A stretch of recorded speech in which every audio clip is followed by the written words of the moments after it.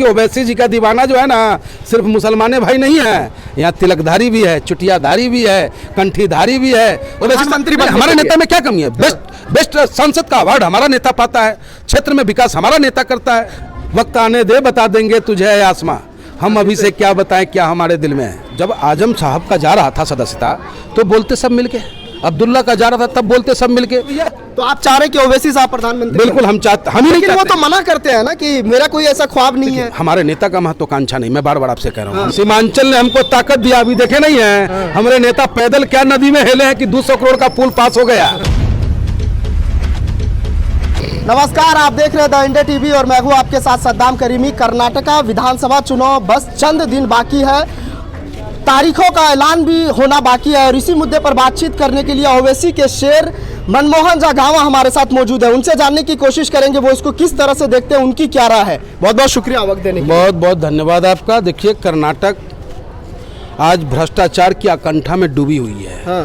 कर्नाटक का जनता त्रस्त है क्योंकि 40% रिश्वत की बात होती है कंट्रैक्टरों से। कर्नाटका जो है एकदम त्रस्त है क्योंकि वहाँ जो है भाजपा के विधायक के बेटा के पास जब करोड़ों करोड़ पकड़ा जाता है तो कोई बात नहीं होता है। तो बिहार वहाँ कर्नाटका की जनता जो है ना अब ओवैसी साहब की तरफ देख रहा है। देखे होंगे आप कि जब ओवैसी साहब गए थे तो क्या जन सैलाब था। तो हम चाहेंगे कि कर्नाटका महफूज रहे, वहाँ की जनता खुशहाल रहे और वो तभी संभव है जब पतंग उड़ता हुआ नजर आएगा। उन्होंने पहले कैंडिडेट का सूची भी वो ऐलान किया है, उसमें हिंदुओं को टिकट दिया है। क्या संदेश है कर्नाटक में? किसने? ओवैसी साहब ने। संदेश साफ है कि ये हिंदू और मुसलमान हम भाई भाई हैं। हिंदू मुसलमान सिख ईसाई इस हिंदुस्तान की पहचान है। अगर बायां हाथ दाहिना हाथ हिंदू है तो रिजल्ट नहीं मिलता है ना सर, आपको भी टिकट देखिए रिजल्ट की कामना लेकर के आप पेड़ लगाओ। आपके घर में एक आम का पेड़ होगा जो आपने नहीं लगाया होगा लेकिन फल आप खा रहे हैं क्योंकि वो आपका बाबा लगाया था। तो हम लोग मजबूत हिंदुस्तान के निर्माण में लगे हुए हैं। ठीक है कि हम नहीं जीते, हमारा बेटा जीत जाएगा, हमारा पोता जीतेगा और देश को मजबूत करेगा।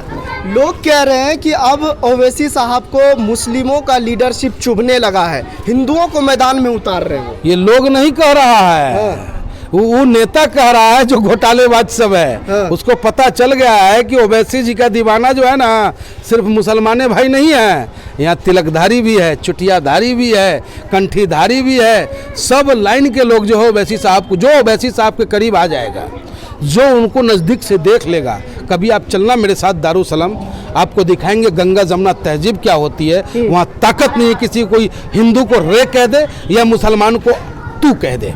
तो ये है वहाँ का गंगा जमुना तहजीब और वही पूरे हिंदुस्तान में होगा और कर्नाटक में भी यही स्थिति होगी। कर्नाटक में जीत रहे हैं, कुछ अनुमान? देखिए, जनता जनार्दन है, जनता भगवान है। उम्मीद है हमें कि कर्नाटक की जनता हमारे प्रत्याशी को भारी मतों से जिताएगा। राहुल गांधी पर अब थोड़ा जिक्र करते हैं। राहुल गांधी की सदस्यता गई है, आपकी पार्टी उसके साथ है? देखिए, हमारी पार्टी उसके साथ है या नहीं इसका फैसला तो हमारा राष्ट्रीय नेतृत्व लेता है। ठीक है। लेकिन जो उसके साथ हुआ है वो गलत हुआ है क्योंकि भाजपा का भी एक सांसद है जिसका 3 साल सजा होने के बावजूद उसकी सदस्यता नहीं जाती है। भाजपा के मैं आपको सैकड़ों नेताओं का लिस्ट दे दूंगा जो जहरीला भाषण देने का काम करता है लेकिन वो आज़ाद घूम रहा है। लेकिन ये छोटी छोटी बातों को टोक करके, नुक्ताचीनी करके मुकदमा करना और सजा दिलवाना, तो भैया अगर इधर चित है तो इधर पट है। वक्त आने दे बता देंगे तुझे आसमां, हम अभी से क्या बताएं क्या हमारे दिल में है। तो आप साथ नहीं दे रहे, आप साथ खड़े नहीं है। कई पार्टियों का समर्थन मिला है, आप क्यों हिचक रहे हैं? दीजिए ना साथ, लोकतंत्र को बचाइए ना। डर इस बात का है ना कि सांप नाथ से छूटे तो नागनाथ के पल्लों में फंस जाएं। हैं? अगर भाजपा सांप नाथ है तो गठबंधन जो है ये नागनाथ ना है। दोनों जनता को लूटने का काम करेगा। अगर देश को मजबूत करना है, जनता को राहत देना है तो ओवैसी साहब को प्रमोट करो ना भाई, क्या दिक्कत है? ओवैसी मंत्री हमारे नेता में क्या कमी है? बेस्ट सांसद का अवार्ड हमारा नेता पाता है, क्षेत्र में विकास हमारा नेता करता है। हमारा नेता जब से चुनाव लड़ा तब से आज तक नहीं आ रहा। 94 से जब एमएलए का चुनाव के बाद 2 बार एमएलए बने, सांसद आज तक बनते आ रहे हैं।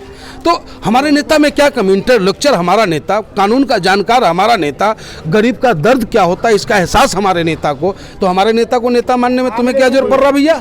तो आप चाह रहे हैं कि ओवैसी साहब प्रधानमंत्री? बिल्कुल हम चाहते, हम ही नहीं लेकिन वो चाहते। तो मना करते हैं ना कि मेरा कोई ऐसा ख्वाब नहीं है। हमारे नेता का महत्वाकांक्षा नहीं, मैं बार बार आपसे कह रहा हूँ, हमारे नेता का महत्वाकांक्षा नहीं है, लेकिन ये देश की आवश्यकता है, इसलिए मैं मांग करता हूँ कि हमारे नेता को प्रमोट करो।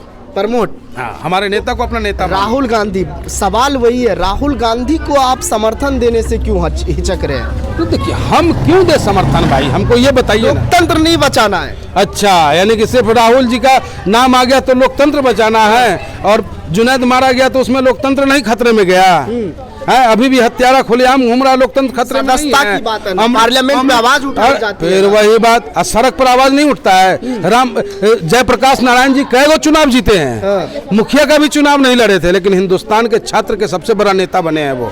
तो चुनाव लड़ना ही मायने नहीं रखता है, आप जनता के बीच जनता की कितनी सेवा करना चाहते हैं यह मायने रखता है। लोग कह रहे हैं कि राहुल गांधी की सदस्यता गई तो आवाज उठाने लगे कांग्रेसी, आजम खान की भी तो गई थी, इस पर आपकी राय?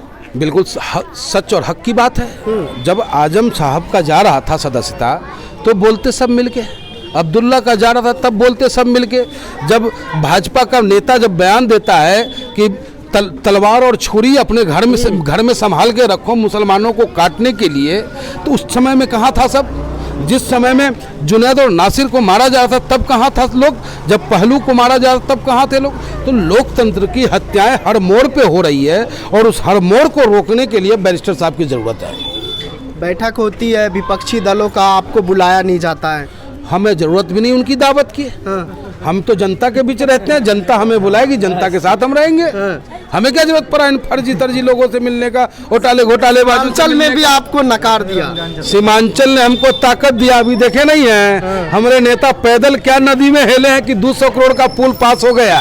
तो ये हमारे नेता की ताकत। आखिर में क्या लग रहा है, कर्नाटका में कितनी सीटें जीत रहे हैं आप? क्या उम्मीदें हैं, क्या वहाँ की जनता से उम्मीदें कर रहे हैं? देखिए, कर्नाटक की जनता से मैं अपील करूंगा कि मेरे कर्नाटक के भाई, आप हिंदुस्तान की मजबूत नींव में से एक हो।